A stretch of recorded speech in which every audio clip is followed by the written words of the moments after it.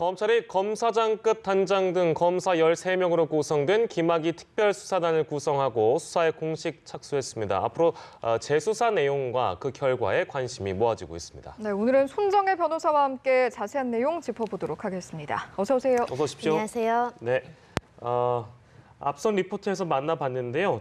특별수사단이 총 13명이네요. 몇 면을 저희가 좀 만나볼까요? 네, 그렇습니다. 13명 규모라고 한다면 예전에 강원랜드 수사단보다 훨씬 많은 규모라고 생각하시면 되고요. 네. 검사 인력이 13명이라고 하는 것은 굉장히 대규모로도 평가할 수 있습니다. 네. 일단 이 특수수사단의 단장이 가장 궁금하실 수 있을 것 같은데요. 현재로서는 여한섭 청주지검장이 임명되었다라고 합니다. 여 지검장 같은 경우에는 이제 과거에 이 전 차관과 같이 근무한 경력이 있어서 좀 논란이 야기될 수도 있는데 검찰의 설명은 같이 근무한 사실은 있지만 그 수사의 능력이라든가 평소의 평정을 봤을 때는 무리가 없다, 문제가 되지 않을 것이라고 설명을 하면서 이제 수사단장으로 이제 임명이 됐다라는 것이고요. 이 수사단장은 총장에 직접 보고하는 형식으로 수사의 결과에 대해서 보고를 한다고 알려지고 있고요.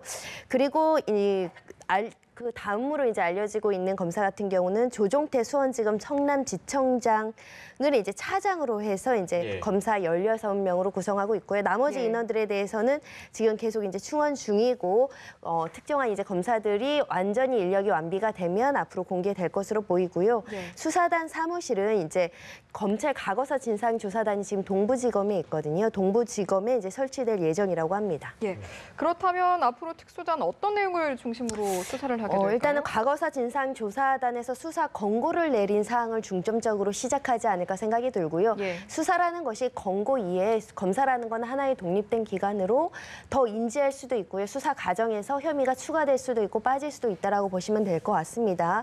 일단은 과거사위에서 이제 권고한 내용 중에는 뇌물죄가 가장 핵심적인 부분입니다. 윤중천 검사업자가 차관에 대해서 이제 갖가지 성접대라든가 유흥이라든가 금전적인 지급을 했는지 여부, 이것들을 이제 중점적으로 볼 것으로 예상이 되고요.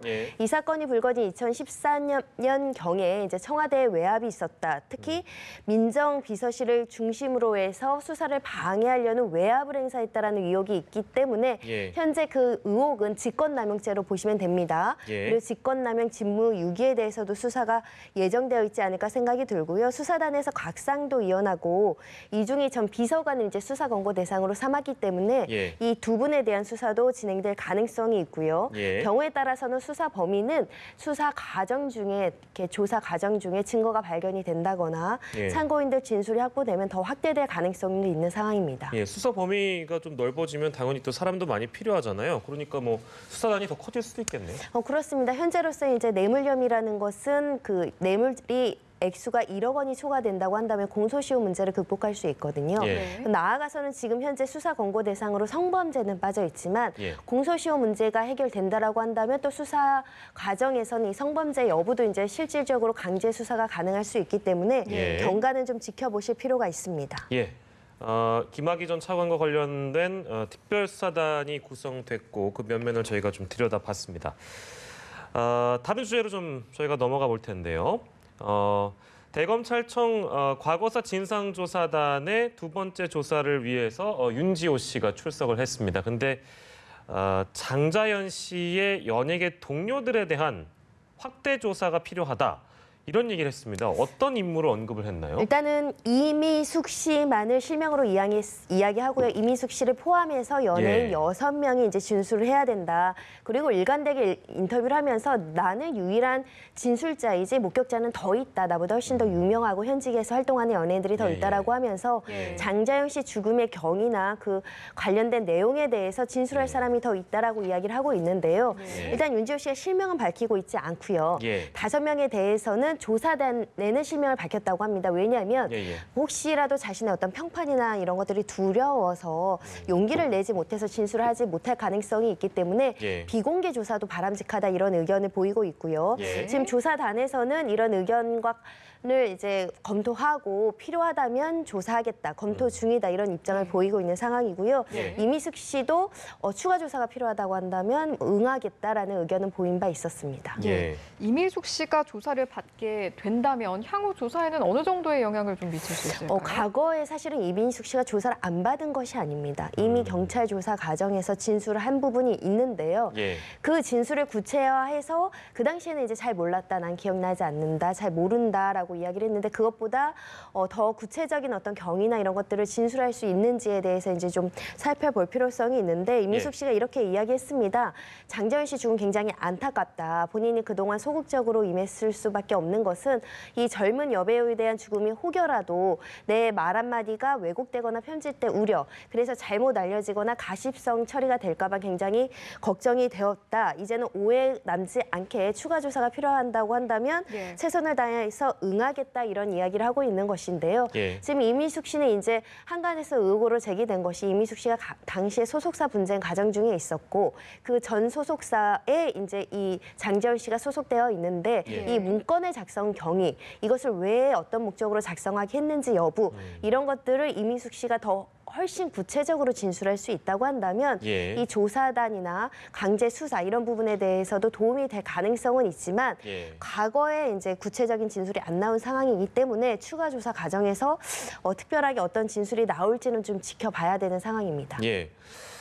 일단 장자연 씨의 죽음이 자살인지 타살인지 여부부터 가려야 된다, 이렇게 주장을 하고 있네요. 이 주장의 이유는 무엇이고 또 이거를 가리기 위해서는 어떤 조사가 필요할까요? 윤지호 씨의 인터뷰 중에 이제 구체적으로 지금 의혹을 제기하는 걸 모두 다 들으면 사실 충격적입니다. 이게 현실일까 하는 생각이 마저 들 정도로 굉장히 충격적인데요.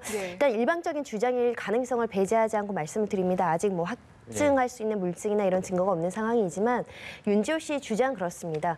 장자연 씨가 소속된 소속사 그 대표 아래에서 같이 일했던 소속 연예인들 3명이 극단적인 선택을 했습니다. 이름을 말씀드리면 다 알 수 있는 사람이고요. 윤지호 씨 주장에 의하면 이 진상규명을 위해서 노력했던 동료 연예인 2명도 마찬가지로 극단적인 선택을 했다. 관계자 5명이 이렇게 극단적인 선택을 하고 앞서 말한 3명이 거의 동일한 방법으로 유서도 없이 이런 극단적인 선택을 했다라는 부분에 있어서는 이게 진짜 임의로 그 극단적인 선택을 스스로의 선택에서 의해서 했느냐 또는 타살의 위험성이 있는 거 아니냐, 이런 의혹을 제기하고 있는 상황이고요. 그러면서도 자기가 이런 이야기합니다. 형사 1명도 마찬가지로 이런 그 조사 결과 극단적인 선택으로 나왔지만 사실상 그 형사는 수심이 가슴도 이루어지지 않은 굉장히 낮은 곳에서 발견이 됐는데 익사라고 한다. 이건 역시 이 사건과 연관돼서 의혹 있는 죽음이다라고 주장을 하면서 이 사건과 연계된 사람들이 이렇게 극단적인 선택을 하는 것이 사실 이례적이지 않겠습니까? 한 집단에서 이렇게 많은 사람들이 극단적인 선택을 한다는 것은 석연치 않다라는 주장을 하고 있는 것으로 보이고요. 윤지호 씨는 이 죽음과 관련해서 뭔가 이 어떤 죽음에 이르게 하거나 또는 극단적인 선택이 맞는다고 하더라도 우리가 자살 교사나 방조죄라는 것도 있습니다. 그런 경위를 밝혀야 된다라고 주장하면서 자기도 마찬가지로 극단적 선택으로 이 사건이 무마될 것을 염려해서 의무 기록지를 공개하기도 했습니다. 나의 심리 상태나 정서적인 상태, 정서적인 문제가 없다라는 것을 밝히고 나는 스스로 절대 극단적인 선택을 하지 않을 것이다. 혹여라도 자살을 빙자한 그 위장한 그런 사건으로 하더라도 나는 결코 이런 선택을 하지 않을 것을 대중한테 이제 선언하는 취지에서 이야기를 하면서 지금 24시간 내내 경호원과 동행하고 있다. 신변의 위협을 느낀다는 것입니다. 이런 부분까지 굉장히 결의에 차게 이야기하면서 이 장자연 씨 죽음이 정말 임의적으로 본인이 어떠한 자유로운 상태에서 스스로 결정한 것이냐, 아니면 이런 선택이 타살이라면 살인죄죠. 어마무시한 이야기입니다. 살인에 가담한 사람이 있거나 모두 다 이제 주장입니다. 또는 죽음의 선택을 하도록 방조 교사한 사람이 있거나 이런 의혹을 제기하고 있다라고 보시면 될 것 같고요. 굉장히 어려운 문제입니다. 현재로서는 밝히기 어렵고요. 더군다나 새롭게 나온 주장이기 때문에 수사기관에서는 관련된 참고인들 진술이 없다면 사실 입증하기는 굉장히 어려운 사건입니다. 이런 여러 가지 사정들 때문에 결국에는 본인뿐만 아니라 다른 이제 그 실명 언급한 분도 있고 아닌 분도 있지만 어쨌든 그분들의 좀 도움이 필요하다. 그분들도 조사를 해야 된다. 시간이 너무 오래들어서 이제 범죄 현장에 대한 어떤 조사는 어렵다라고 생각하고요. 그럼 그 자리에서 어떤 사람이 어떤 증거라도 하나 있어야 되는데 그런 게 없다면 그 당시 상황을 들었거나 알고 있거나 단서를 제공할 수 있는 사람이 진술을 해줘야 된다라고 보시면 되겠습니다. 향후 다른 참고인이나 증언의 그런 유무가 굉장히 중요해지겠네요. 그런 게 없다면 사실은 윤지호 씨 주장을 뒷받침할 수 있는 있는 증거가 없다면 검찰로서도 기소에 이르기까지는 어려운 사건이라고 보시면 되겠습니다. 네, 알겠습니다.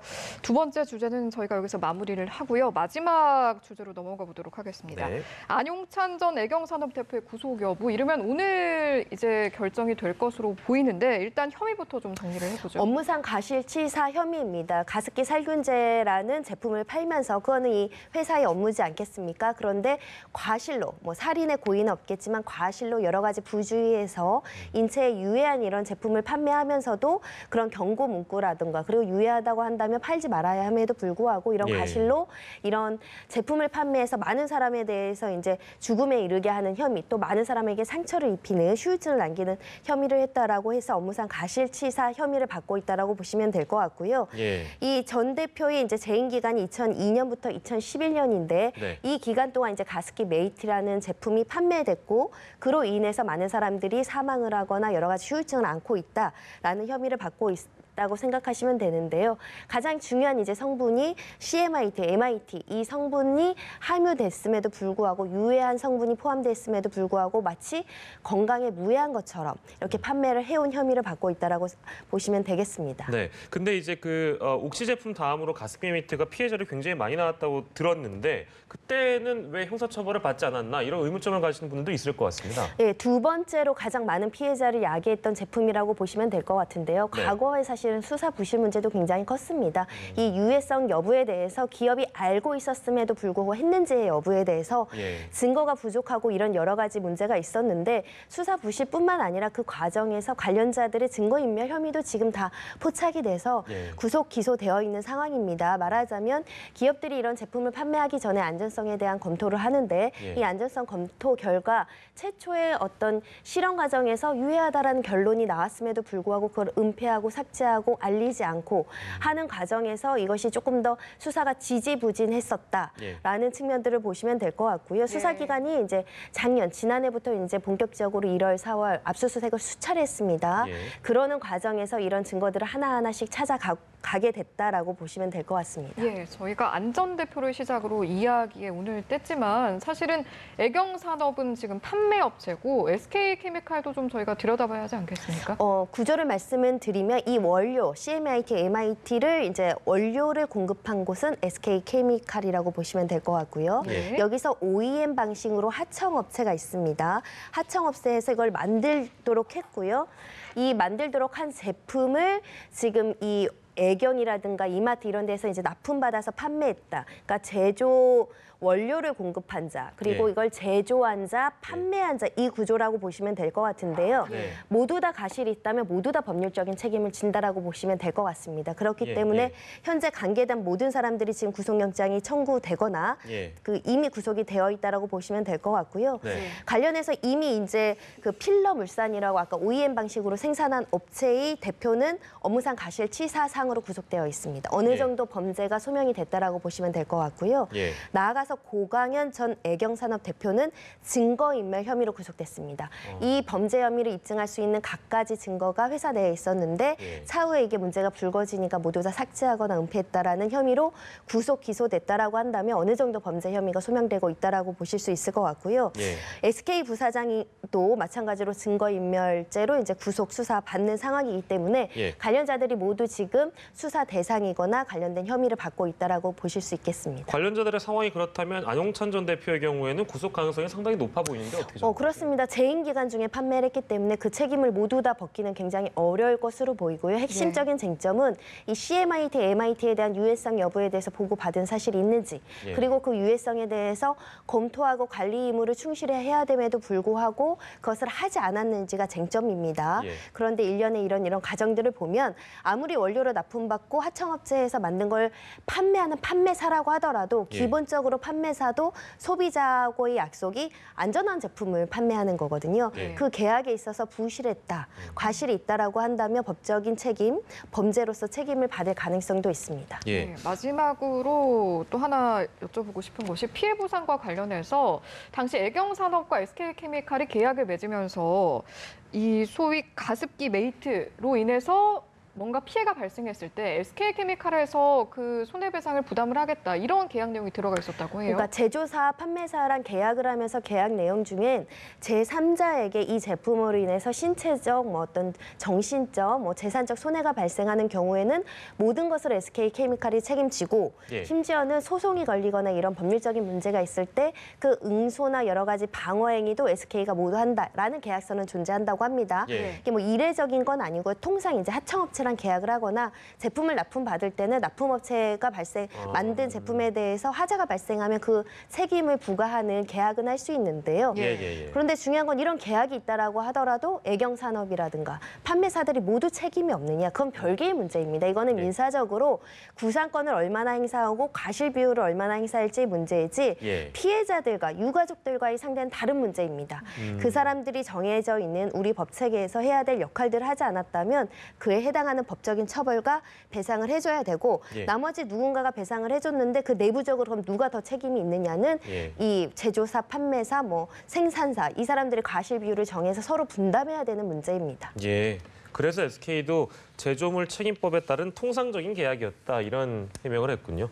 알겠습니다. 오늘은 세 가지 주제를 놓고 얘기 나눠봤습니다. 오늘 이 시간 손정혜 변호사와 함께했습니다. 고맙습니다. 고맙습니다.